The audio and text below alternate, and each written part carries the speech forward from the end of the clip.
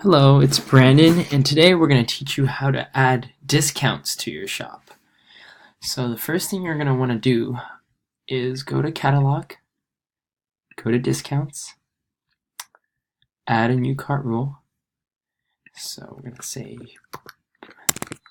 Sale, Backpack Sale,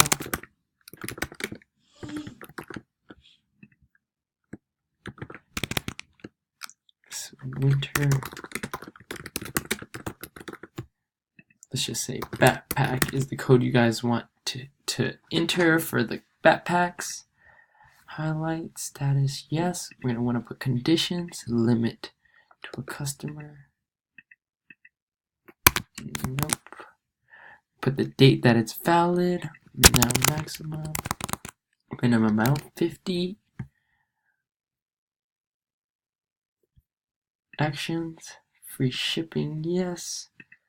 Apply a discount 50. Alright, have some rules in there.